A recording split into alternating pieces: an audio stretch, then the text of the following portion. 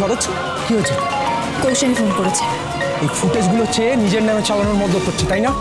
একদম হতে দিন না সরোজ। হ্যাঁ বলুন ম্যাম। কে খুচরো খাবরি? আজকে তো তোর ফার্স্ট অ্যাসাইনমেন্ট, রিপোর্টিং করছিস, শুধু শুধু সময় নষ্ট। শোন, খবর 16 আনায় রিপোর্টার হিসেবে জয়েন করে গেলেও তোর করা রিপোর্ট আমি টেলিকাস্ট হতে দেব না। ম্যাম, মানুষের দুরবস্থার কথা জানাতে হবে। এই শোন, কৌশানী না এইসব নিয়ে ভাবে না। মন্ত্রী বিদেশ থেকে ফিরছে, আমি এই নিউজটাই চালাবো। ম্যাম প্লিজ এরকম করবেন না। আর আমাকে তো খুব ভালো করে চেনে, আমি বেশিক্ষণ ম্যাম ম্যাম বলতে পারবো না। রাগ দেখিয়ে কোনো লাভ নেই সরোজিনী। মন্ত্রীর ইন্টারভিউ আমি নিয়ে এসেছি, আর এখন এই ইনপুটটাই যাবে। কৌশানী কি মানুষ? এতগুলো মানুষের বিপদের কথা না জানিয়ে মন্ত্রীর ইন্টারভিউ টেলিকাস্ট করতে চাইছে আমাকে বিপদে ফেলার জন্য। তাহলে কি করবি এখন?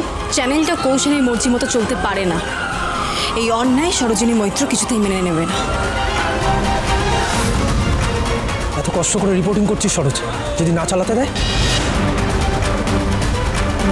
বুলেট সরোজিনীকে থামিয়ে রাখা এত সহজ না তাপস। আমি লাইভে যাব এক্ষুনি। সরোজ, তোর তো মাথাটাও চলে বুলেটের মতো।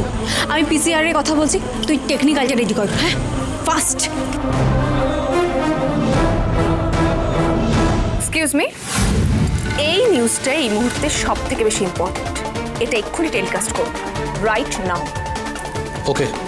আর হ্যাঁ, অন্য যার যাই নিউজ আসুক না কেন, এখন এই নিউজটাই টেলিকাস্ট হবে। গ্রাফিক্স রেডি আছে, সাউন্ডও ওকে। মন্ত্রী বিদেশ থেকে ফিরছে, আর ওনার সম্পূর্ণ ইন্টারভিউটা এখন টেলিকাস্ট হবে।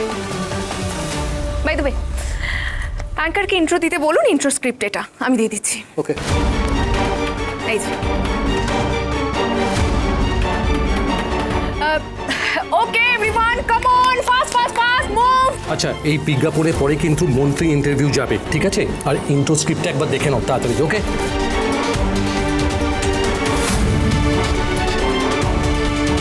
One, two, three. মিনিস্টার সাহেব ফিরে এসেছেন বিদেশ সফর থেকে।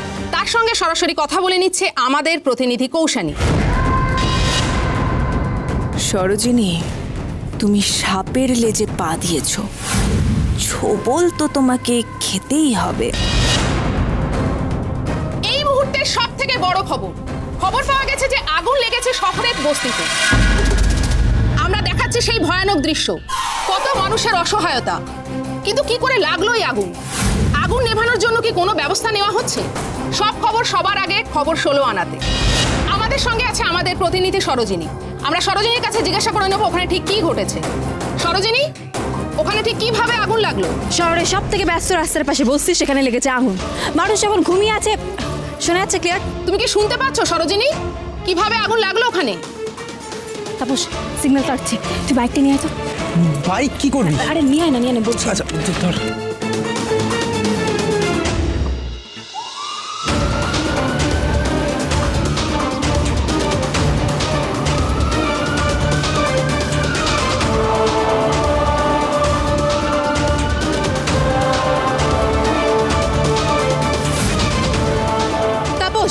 Signal clear? হ্যাঁ। শহরে সব থেকে ব্যস্ত রাস্তার পাশে বসছি, সেখানে লেগেছে আগুন। মানুষ যখন ঘুমিয়ে আছে তখন কিভাবে বস্তির মধ্যে আগুন লেগেছে সে কেউ বুঝতে পারেনি। যতক্ষণে ঘুম ভেঙেছে ততক্ষণে সব শেষ। ক্লাবের ছেলেরা, সাধারণ মানুষেরা ঝাঁপিয়ে পড়েছে উদ্ধার কাজে। তারা হাতে হাত মিলিয়ে কাজ করছে। আহতের সংখ্যা ক্রমশ বাড়ছে, আহতদের নিয়ে যাওয়া হচ্ছে হসপিটালে।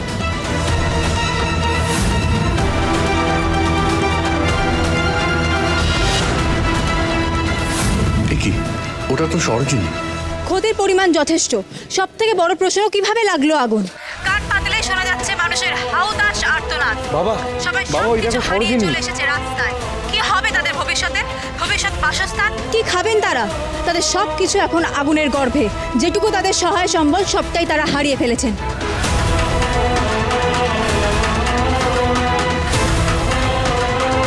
আমি আগে আগেই জানতাম এই মেয়েটা জিনিস।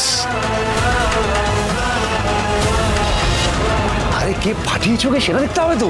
বাহ, কি সুন্দর কথা বলে না সরোজিনী। মানুষের দুরবস্থার কথা কিভাবে সবার সামনে তুলে ধরছে সরোজিনী।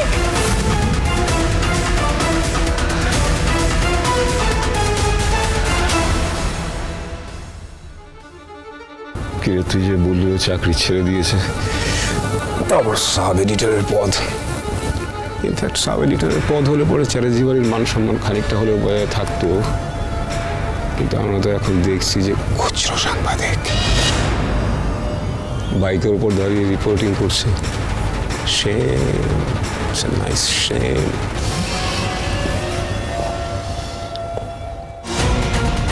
ও দিদিভাই, আমার মান সম্মানটা কোথায় গেল ভাবো একবার। হ্যাঁ, একদম তো ধুলা মিশিয়ে দিল। চ্যাটার্জি বাড়ির বউ এরকম লম্প ঝম্প করে রিপোর্টিং করছে, আর দিদিভাই তুমি কিচ্ছু বলবে না? সিরিয়াসলি? কি জানি বাবা, আমার তো আমি সেদিন বলছিলাম রাত্রিকে দিদিভাই একটু বেশি লাই দিচ্ছে। আজ বাড়ি ফিরুক সরোজিনী। আপনি আমাদের কথা বলেছেন, শুনে খুব ভালো লাগলো। আসলে এভাবে আমাদের কথা তো কেউ বলে না ম্যাডাম, আমাদের দুর্দশার কথা তো কেউ কোনোদিন দেখে না, আপনি দেখেছেন। তুমি খুব ভালো মানুষ গো মা, খুব ভালো মানুষ। মানুষের পাশে মানুষের থাকাটা দায়িত্ব, সেটা এখানকার মানুষজন দেখিয়ে দিয়েছে। তারা হাতে হাত রেখে লড়াই করে চলেছে প্রতিবেশীদের বাঁচাতে। এই যে রিপোর্টিং বন্ধ করে যদি পারেন অ্যাম্বুলেন্সটাকে বেরোনোর জায়গা করে দিন। সেটা তো করবেন না, তাহলে তো টিভিতে মুখ দেখে নাম কিনতে পারবেন না। সরি, আমি একদম খেয়াল করিনি। তবে আপনার রিপোর্টারদের প্রতি ভুল ধারণা আমি পরে কাটিয়ে দেবো। আপনাদের মতো সাংবাদিক আমার দেখা আছে, শুধু নাম কেনার চেষ্টা। তার জন্য আপনারা যা খুশি তাই করতে পারেন, এমন হাবভাব করেন যে তুড়ি মেরে সমাজ বদলে দেবেন, কিন্তু ক্ষমতা তো আপনাদের গোল্লা। আগে অন্তত এই ট্রাফিক কাটিয়ে অ্যাম্বুলেন্সটা বার করানোর চেষ্টা করি।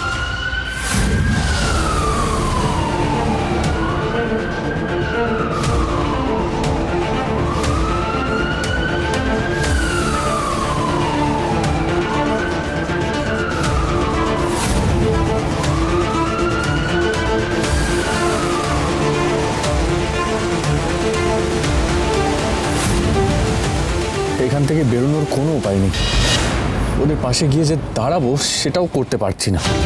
আপনারা দেখতে পাচ্ছেন আমাদের প্রতিনিধি সরোজিনীর মানবতা, কিভাবে তার চেষ্টায় আহত মানুষদের নিয়ে অ্যাম্বুলেন্স এগিয়ে চলেছে হাসপাতালের দিকে।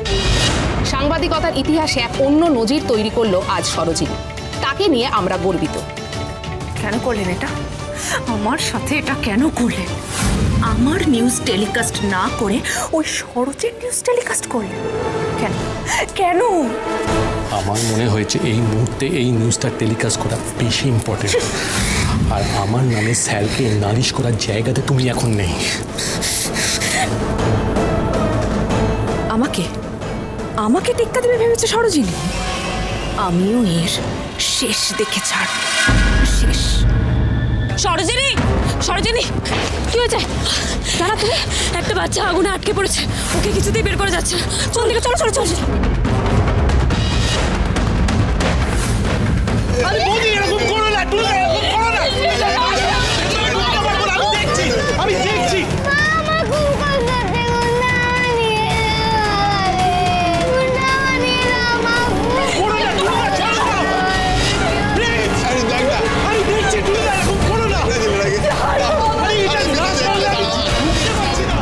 কি বাচ্চাটাকে কি করে উদ্ধার করবো এবার? তোমার মুখের এই কালি না ধুলে চলে যাবে সরোজিনী। এই পরিবারের মুখে যে কালিটা লাগিয়েছো সেটা কিভাবে পরিষ্কার করবে তুমি? চ্যাটার্জি পরিবারের বউ হয়ে বাইকের উপর উঠে রিপোর্টিং করলে কি করে? এটাই আমার কাজ ম্যাম। আজ থেকেই আমি খবর 16 আনার রিপোর্টার হিসেবে চাকরিটা পেয়েছি। থাকবে না, চ্যাটার্জি বাড়ির বউ বাড়ির বাইরে গিয়ে রোজগার করে না। কেন মাম? আমি আমার মত জানিয়ে দিচ্ছি মাম, আমি সরোজিনীর কাজে বাধা দিতে চাই না, আমি ওনাকে ফুল সাপোর্ট করছি। সরোজিনী।